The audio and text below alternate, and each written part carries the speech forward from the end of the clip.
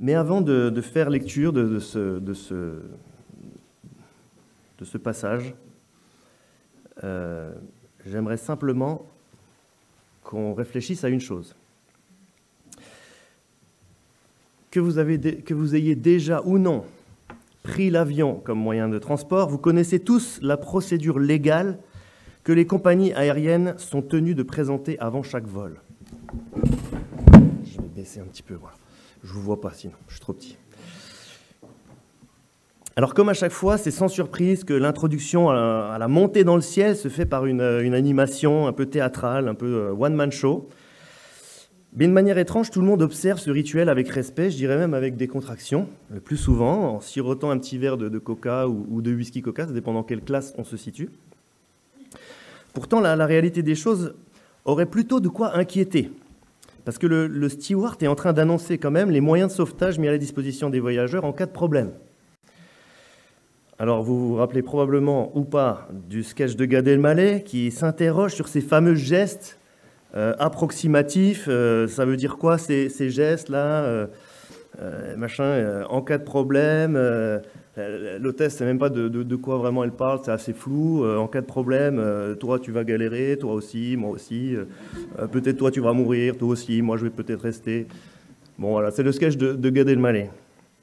En cas de problème, voici la procédure que vous devrez suivre. En cas de problème, voici la procédure que vous devrez suivre.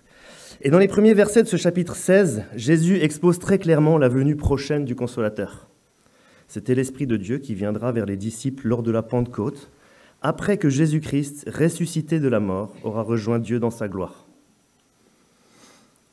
Dans notre lecture d'aujourd'hui, Jésus continue d'abonder en explications concernant l'œuvre du Saint-Esprit et la position des disciples comme futurs hommes remplis de cet esprit dans un monde hostile à Dieu. En d'autres termes, quelles seront les nouvelles réalités du chrétien après la Pentecôte dans le monde, c'est-à-dire après le moment où les disciples, les premiers hommes, reçoivent l'Esprit de Dieu, c'est la Pentecôte. Quelles seront les nouvelles réalités du chrétien après réception de l'Esprit ? Alors je vous propose maintenant de lire avec moi Jean 16 à partir du verset 17 jusqu'à la fin du chapitre. Pour ceux qui ont la Bible à 1,50 €, c'est à la page 701. Jean 16, 17 à 33. Alors quelques-uns de ses disciples se dirent entre eux, « Que veut-il nous dire par « encore un peu de temps et vous ne me verrez plus, et puis encore un peu de temps et vous me reverrez, et parce que je vais au Père ?» Il disait donc, « Que signifie ce qu'il dit « encore un peu de temps » ? Nous ne savons pas de quoi il parle. » Jésus comprit qu'il voulait l'interroger et leur dit, « Vous vous interrogez les uns aux autres sur ce que j'ai dit « encore un peu de temps et vous ne me verrez plus, et puis encore un peu de temps et vous me reverrez. » En vérité, je vous le dis, vous pleurerez et vous vous lamenterez, tandis que le monde se réjouira. Vous serez dans la tristesse. Mais votre tristesse se changera en joie. Lorsqu'une femme accouche, elle éprouve de la tristesse parce que son heure de souffrance est venue. Mais lorsqu'elle a donné le jour à l'enfant, elle ne se souvient plus de la douleur à cause de sa joie d'avoir mis un enfant au monde. Vous donc aussi, vous êtes maintenant dans la tristesse, mais je vous reverrai et votre cœur se réjouira et votre joie, personne ne vous l'enlèvera. Ce jour-là, vous ne m'interrogerez plus sur rien. En vérité, je vous le dis, ce que vous demanderez au Père en mon nom, il vous le donnera. Jusqu'à présent, vous n'avez rien demandé en mon nom. Demandez et vous recevrez, afin que votre joie soit complète. Je vous ai parlé en parabole. L'heure vient où je ne vous parlerai plus en parabole, mais où je vous parlerai ouvertement du Père. Ce jour-là, vous demanderez en mon nom, et je ne vous dis pas que je prierai le Père pour vous. En effet, le Père lui-même vous aime parce que vous m'avez aimé et que vous avez cru que je suis sorti de Dieu. Je suis sorti du Père et je suis venu dans le monde. Maintenant, je quitte le monde et je retourne vers le Père. » Ses disciples lui dirent, « Vois maintenant, tu parles ouvertement et tu n'emploies aucune parabole. Maintenant, nous savons que tu sais tout et que tu n'as pas besoin qu'on t'interroge. C'est pourquoi nous croyons que tu es sorti de Dieu. » Jésus leur répondit, « Vous croyez juste maintenant ? Voici que l'heure vient, et elle est venue, où vous serez dispersés chacun de votre côté, et me laisserez seul. Cependant, je ne suis pas seul, car le Père est avec moi. Je vous ai dit cela, afin que vous ayez la paix en moi. Vous aurez à souffrir dans le monde, mais prenez courage. Moi, j'ai vaincu le monde. » Voici, ici s'achève notre lecture de la parole de Dieu. Alors si vous aviez eu le visuel, vous auriez vu que le titre que j'aimerais donner à cette prédication, c'est « Comment faire face à l'épreuve selon Jésus-Christ ». Comment faire face à l'épreuve selon Jésus-Christ. Et je vous propose, dans un premier point, de voir que Jésus est en train d'annoncer l'épreuve, mais le moyen d'en sortir. C'est l'annonce de l'épreuve et le moyen d'en sortir. C'est en quelque sorte toutes les consignes face à l'épreuve qui vient. Dans la situation qui va arriver tout de suite après notre récit, il y aura l'arrestation, l'abandon des disciples, la crucifixion, la mort de Jésus. Ça arrive tout de suite. Donc on est juste à l'aube de ce moment-là, de cette terrible épreuve. Jésus donne à ses disciples une perspective d'avenir en relation directe avec Dieu le Père, par le moyen de l'Esprit. Voilà de quoi être rassuré quant à la suprématie de Christ sur la mort et sur le monde, même face à la faiblesse des disciples. Jésus est en train de rassurer les disciples qui vont être totalement perdus. Ils vont vivre le moment le plus noir de leur existence en perdant leur maître, mais Jésus est en train de les préparer pour les rassurer. Les rassurer même en face de leur propre faiblesse.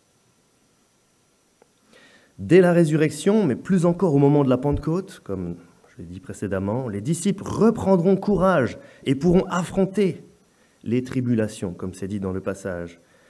Ils pourront l'affronter dans la paix en Christ, dans l'amour de Dieu, dans la prière efficace, la connaissance de Dieu et la joie qui ne finit jamais. Ce sont des éléments qui apparaissent dans notre passage.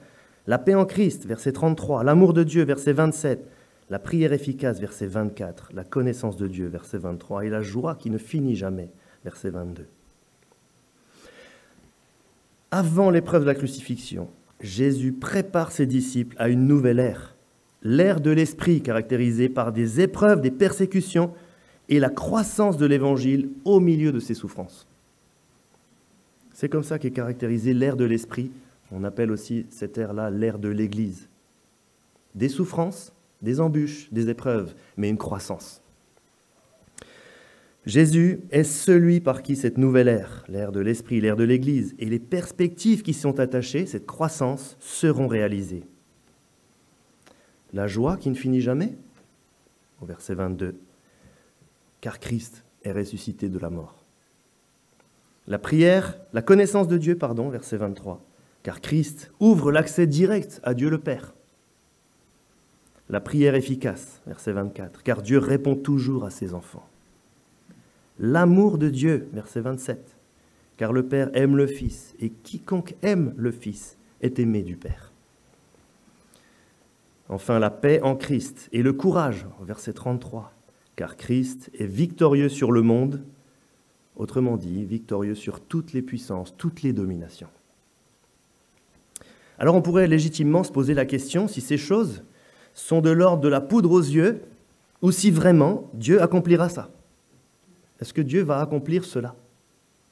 Alors le meilleur de vérifier dans l'histoire si ces choses se sont réalisées. Et nous avons un livre, ça tombe bien, dans la parole de Dieu, qui est le commencement de l'histoire de l'Église, le commencement de l'ère de l'Esprit, qui est écrit par Luc, qui a écrit l'Évangile selon Luc, et qui a poursuivi cet Évangile, cette lettre, par la lettre, le livre des actes. On pourrait dire le livre des actes de Jésus-Christ, par l'Esprit. Donc après ce premier titre de l'annonce de l'épreuve et du moyen d'en sortir, je vous propose qu'en deuxième titre, nous voyons les premiers chrétiens face aux épreuves. On va survoler, je vous propose simplement de survoler quelques extraits. J'ai choisi seulement un extrait par point, pour ne pas que cette prédication se termine à 16h30. Alors si on regarde dans l'histoire du 1er siècle, voilà, le début de l'Église, on voit que les promesses de Jésus sont finalement toutes réalisées. Vous trouvez toutes ces promesses réalisées dans le livre des Actes. Je vous donne déjà le résultat. Par exemple, la joie que procure Christ ressuscité de la mort.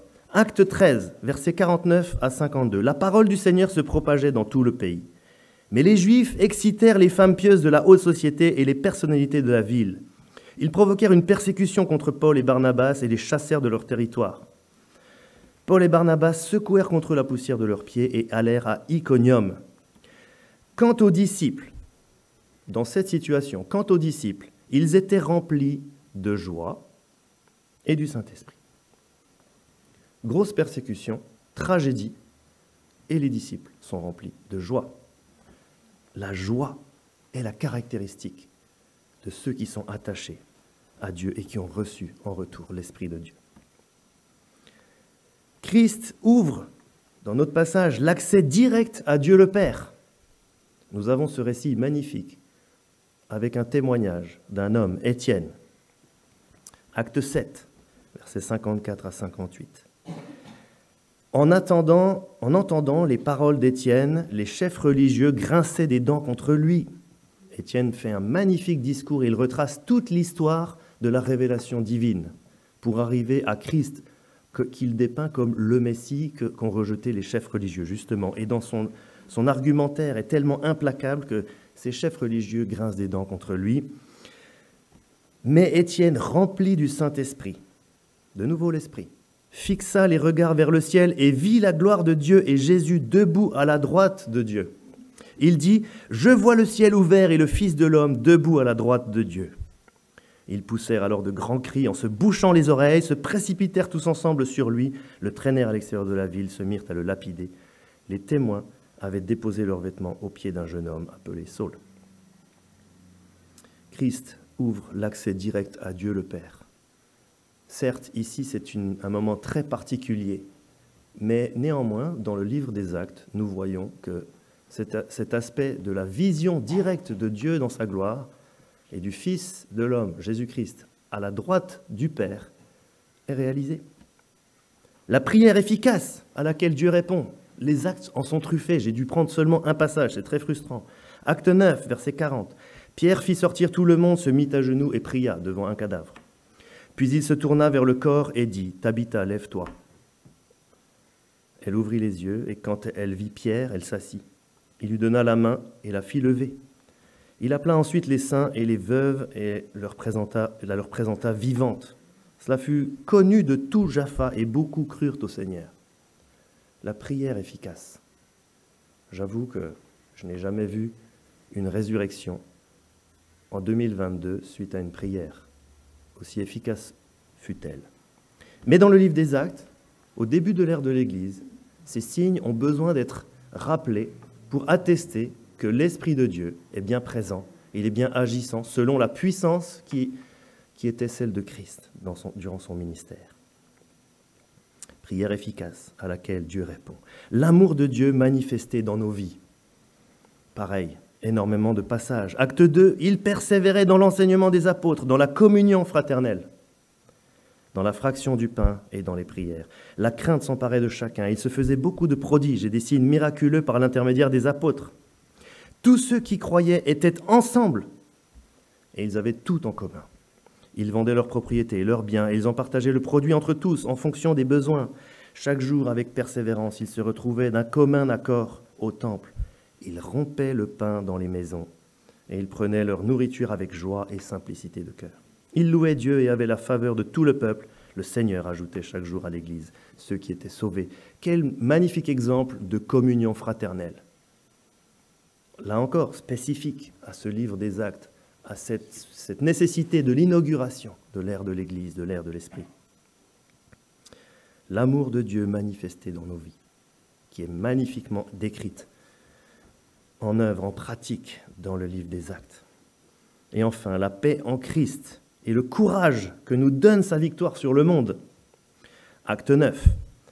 Cependant, Saul confondait les Juifs qui habitaient Damas en démontrant que Jésus est le Messie. Au bout d'un certain temps, les Juifs se concertèrent pour le supprimer. On gardait les portes jour et nuit afin de pouvoir le tuer. Saul allait et venait avec eux dans Jérusalem et s'exprimait en toute assurance au nom du Seigneur. Il parlait aussi et discutait avec les hellénistes, mais ceux-ci cherchaient à le supprimer. Et donc sa tête est mise à prix. L'Église était en paix dans toute la Judée, la Galilée et la Samarie. Elle s'édifiait, marchait dans la crainte du Seigneur et grandissait grâce à l'aide du Saint-Esprit. La crainte de l'Église est à la bonne place. Elle ne craint pas les hommes qui veulent mettre à mort. Elle craint la seule personne que nous devons réellement craindre, le Seigneur Dieu Tout-Puissant. La paix en Christ et le courage que nous donne sa victoire sur le monde. Paul est recherché par toute la ville, par toute la région, et il va librement, ça et là, annonçant l'Évangile. Il est en paix et il est plein de courage. Les premiers chrétiens n'ont pas été épargnés des épreuves, parce que dans tous ces récits, dans la plupart de ces extraits, les épreuves sont le berceau dans lequel se manifestent justement les fruits de la présence de Dieu par son esprit.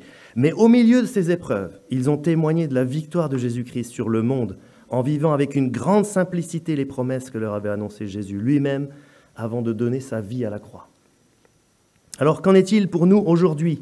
En d'autres termes, est-ce que les principes de Jésus expérimentés par les premiers chrétiens sont-ils normatifs, sont-ils actuels? Est-ce que c'est une norme? Est-ce que nous devrions faire exactement comme eux? Est-ce que si nous prions et qu'un mort ne ressuscite pas, il nous manque une parcelle, une dose de l'Esprit de Dieu? Est-ce que si nous ne mettons pas tous nos biens en commun, nous ne vivons pas réellement comme Dieu voudrait? Est-ce que ces principes sont normatifs? Et j'aimerais aborder avec vous ce dernier point, les disciples d'aujourd'hui et le combat spirituel. Après avoir vu l'annonce et l'épreuve du moyen d'en sortir, les premiers chrétiens face à ces épreuves, voyons maintenant les disciples d'aujourd'hui et le combat spirituel, puisqu'il s'agit bien d'un combat spirituel. Alors aujourd'hui, on est toujours au bénéfice de l'Esprit de Dieu et nous avons accès à ces mêmes promesses. C'est une réalité que nous lisons, que nous découvrons dans les Écritures. Alors, si nous nous tournons un peu vers l'histoire, est-ce que ces mêmes caractéristiques que nous avons lues dans le livre des Actes sont visibles plus tard dans l'histoire, à l'exception de certaines mises en pratique, comme les résurrections, comme le parler dans des langues étrangères comprises d'autres peuples, pour qu'ils saisissent à leur tour l'annonce de la bonne nouvelle. À ces exceptions-là, qui, comme je l'ai dit, avaient besoin d'être comme une inauguration, qui attestait de la présence de l'Esprit, aussi dans la vie de gens d'arrière-plan païenne. Si nous regardons dans l'histoire plus récente, nous avons pléthore de récits d'hommes et de femmes de Dieu qui ont démontré par leur vie qu'ils étaient justement au bénéfice des mêmes promesses, malgré les persécutions qui les environnaient. Et plutôt que de vous faire une liste des centaines de milliers d'hommes et de femmes persécutés qui ont démontré ces fruits de l'Esprit dans leur vie, je vais prendre un exemple que vous connaissez probablement, un exemple qui nous touche particulièrement parce qu'il a eu lieu dans notre région. Marie Durand, enfermée dans la tour de Constance à Aigues-Mortes, pour ne citer qu'elle. Et je cite simplement un extrait de ce que vous pourrez retrouver sur le site du musée protestant. Marie Durand, sœur du pasteur Pierre Durand, naquit en 1711 dans le hameau de Bouchet de Pranle, en plein Vivarais. La famille Durand soutenait clandestinement sa foi par la lecture quotidienne de la Bible. Pierre Durand, né en 1700, jeune prédicateur, organisa une assemblée clandestine en 1719. Cette assemblée, dénoncée par un voisin, fut surprise par les soldats du roi, les dragons. C'est alors que la mère de Pierre et Marie, Claudine Gabonnet, disparut. Pierre devait avoir un rôle important dans les églises du Vivarais, pour lesquelles il essayait de mettre en application les décisions prises au synode du Languedoc de mai 1721. Consacré en 1726, il est pasteur clandestin itinérant en Vivarais. Poursuivi, il échappe aux recherches pendant plusieurs années. En 1729, afin de faire pression sur la famille, l'intendant du roi fait arrêter le père, Étienne Durand, qui est emprisonné au fort de Brescou.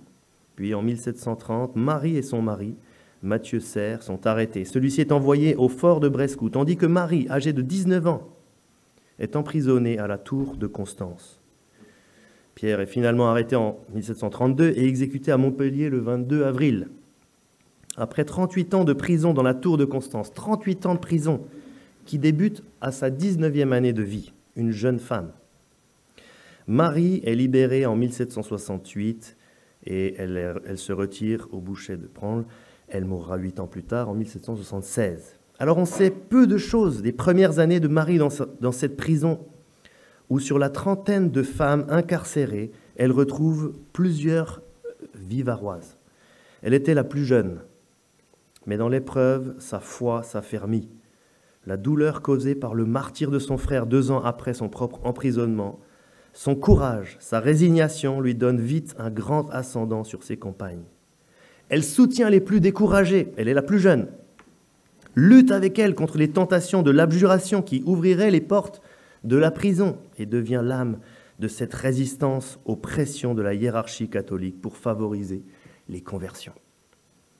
L'inscription « Résister » gravée à la main sur la margelle du puits de la prison, dans la roche, est attribuée sans vraie certitude à Marie Durand, mais elle symbolise pour le peuple protestant la foi et l'exhortation à l'espérance de ses témoins au temps du désert.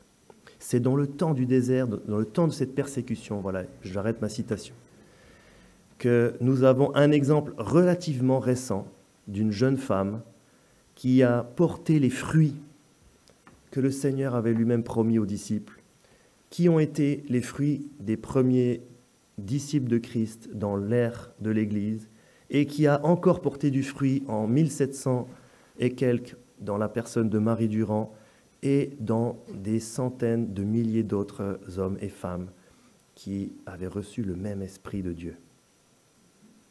Un jour, pendant l'éternité, probablement que nous aurons un peu plus de temps pour entendre les témoignages des uns et des autres pendant toute l'histoire de la création. Ce matin, nous nous en arrêtons à ces témoignages. C'est déjà bien assez long. Mais quel encouragement de réaliser que l'Esprit de Dieu est toujours présent et que même si la manifestation de l'Esprit n'est pas aussi tonitruant, aussi visible, aussi facile qu'au début, il est toujours à l'œuvre. Et Dieu se plaît à travailler dans le secret des cœurs pour conduire ses enfants dans une persévérance, dans une vie qui le reflète merveilleusement. Pour nous, aujourd'hui, nous pouvons nous poser quelques questions. Je vous propose quelques questions, puisque aujourd'hui, nous ne sommes pas dans une situation de persécution frontale, probablement une persécution très douce, avec beaucoup de tentations, beaucoup de moyens de ne pas vraiment persévérer dans la lecture des Écritures, de se mettre à genoux devant Dieu et prier, de sentir cette unique dépendance dont nous avons besoin à Dieu. Alors, quelques questions. Comment suis-je invité par Jésus à considérer ma vie dans le monde ? Comment est-ce que je suis invité par Jésus à considérer ma vie dans le monde ? La réponse est simple. Ce monde est hostile à Dieu et à son œuvre. Et ma vie attachée à Dieu devrait normalement recevoir une certaine hostilité. Comment est-ce que je suis invité à considérer ma vie dans ce monde ? Peut-être en mission, justement. Comment me relever suite à un échec ? Puisque ici, nous avons les notices pour les épreuves, et les disciples vont faire les frais tout de suite après notre passage d'un grand échec. Ils vont abandonner Jésus. Comment me relever suite à un échec ? quand nous décevons notre Créateur, quand nous ne vivons pas selon ce qui est juste, quand nous abjurons de notre foi. Comment puis-je me préparer à affronter les épreuves de la vie ? Portes Ouvertes, qui est cette association que nous avons à cœur, également comme vous, organise des séminaires, résister, se préparer à la tempête, se préparer à l'épreuve pour les chrétiens qui vivent dans des pays où la foi est interdite, où la foi en Jésus-Christ est interdite. Comment puis-je me préparer à affronter les épreuves de la vie ? Comment puis-je encourager les personnes qui traversent des épreuves ? Encore une autre question. Comment puis-je être utilisé par Dieu pour accompagner les personnes qui traversent des épreuves ? Comment me préparer à affronter l'épreuve ultime de la mort ? Voilà encore une dernière question. Comment me préparer à affronter l'épreuve ultime de la mort ? Alors, à l'aune de ce passage, il me semble que ces questions impliquent de nous une forme de préparation.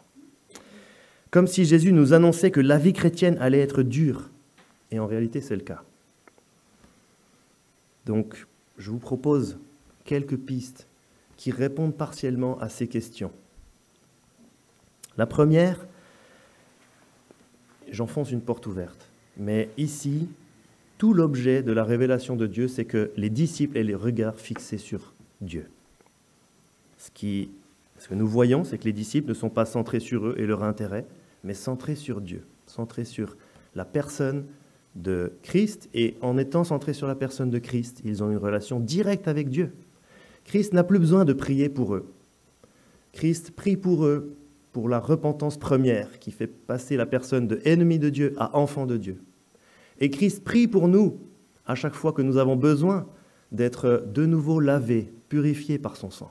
Mais un chrétien qui vit sa vie chrétienne normale et donc rempli de l'Esprit n'a pas besoin de la faveur des prières de Jésus, puisqu'il a maintenant un accès à Dieu le Père, un accès direct. Nous décentrer de nous et de notre personne ou de nos problèmes pour nous focaliser sur Christ et nous verrons Dieu et expérimenterons son amour. Et en fait, expérimenter l'amour de Dieu, nous avons pas mal de manières de faire, de vivre dans les Écritures, mais considérer les autres, considérer les pauvres, les perdus. Je me réjouis que ce matin, il y ait une collecte qui soit faite pour les personnes qui sont dans des situations de pauvreté, de perdition. Nous pouvons aussi saisir les déclarations de Jésus en les méditant et en les faisant nôtres. Si nous oublions ces promesses magnifiques et que nous reprenons notre quotidien comme si nous n'avions rien entendu, nous allons probablement perdre beaucoup de temps et manquer d'efficacité au moment de la persécution, au moment de l'épreuve, au moment du doute, au moment de la tentation. Nous sommes appelés à saisir ces promesses et à les faire nôtres. Et nous rappelons peut-être que Marie, qui a été employée pour porter Jésus dans son incarnation en tant qu'homme, suite à la révélation de cette réalité qui est en train de se passer dans son ventre par l'ange Gabriel, Marie repasse ces choses dans son cœur. Marie médite cette réalité. C'est tellement incroyable. Que fait Marie? Elle ne s'empresse pas d'oublier d'où vient ce bébé. Elle se rappelle, elle médite. Et je vous propose que nous puissions méditer et nous faire nôtres ces réalités que le Seigneur nous donne. Fixer notre regard sur Christ qui a démontré sa supériorité sur le monde, qu'il a vaincu, donc sur tout ce qui vient du monde et ce qui fait souffrir. Autrement dit, prier pour que Christ et sa victoire sur la mort occupent nos pensées à chaque instant de notre quotidien. Prier, lutter dans la prière pour que cette réalité de victoire sur la mort, sur le monde, occupe mes pensées, que ce ne soit pas juste le dimanche ou juste pendant la réunion de la semaine, mais que cela outrepasse les cloisons de nos vies privées, pour que ça vienne inonder toutes nos pensées. Quand nous discutons les uns avec les autres, quand nous regardons le JT, quand nous préparons à manger, quand nous appelons des amis, que cette réalité nous imprègne. Et puis nous émerveiller de la bonté de Dieu qui est toujours avec nous par l'Esprit, alors que nous sommes encore dans le monde. Oui, nous sommes encore dans le monde, et nous aurons un dénouement magnifique au jour de la résurrection. Ce qui arrive à Jésus nous arrive. Si Jésus-Christ meurt, nous mourrons. Si Jésus-Christ ressuscite, nous ressuscitons. Si Jésus-Christ est glorifié, nous sommes glorifiés. Si Jésus-Christ vit éternellement dans un monde parfait, dans un corps parfait, glorieux, nous vivons éternellement dans une nouvelle création parfaite, dans un corps glorifié, parfait. Nous émerveiller de la bonté de Dieu qui est toujours avec nous par l'Esprit. Il ne nous a pas dit « bon courage les gars » et ça va bien se passer après, on se revoit après, en attendant ça va être un peu dur. Il nous dit « ça va être dur, mais je vous envoie le Consolateur, vous ne serez jamais seul. » Non, jamais seul, jamais tout seul. Dieu est toujours avec nous par son Esprit.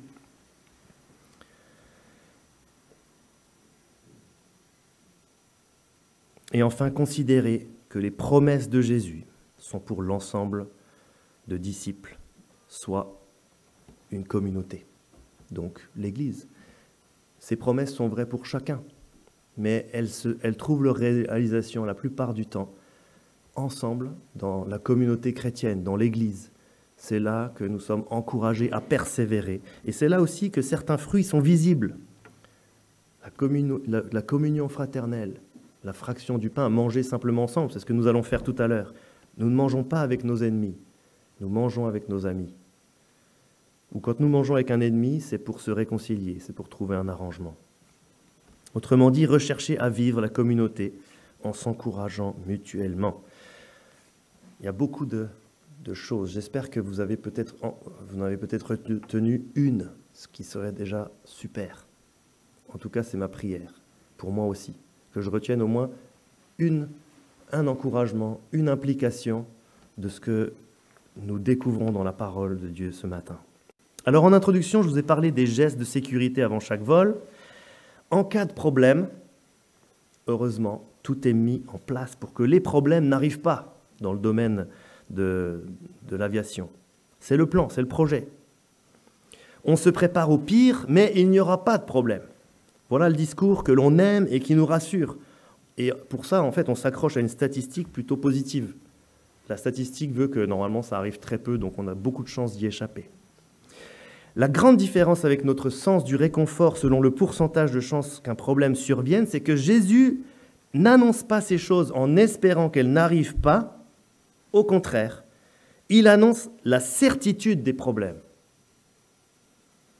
Nous sommes invités à une vie dans un monde qui est avec certitude hostile aux paroles de la vérité. Autrement dit, il y aura des galères, il y aura des problèmes. Toi, tu vas galérer, toi aussi, moi aussi, tout le monde, on va galérer. Il y aura des problèmes, mais voici comment Dieu vous gardera dans la paix. Vous gardera dans la paix, vous gardera, moi aussi, toi aussi, nous aussi. L'auditeur de Jésus ne peut se contenter d'écouter en pensant éviter le drame sans faire siennes les paroles de Jésus. On ne peut pas se contenter d'écouter en pensant que ça n'arrivera pas. Mais puisque ça va arriver avec certitude, faisons nôtres ces paroles de réconfort. Alors à la question du début,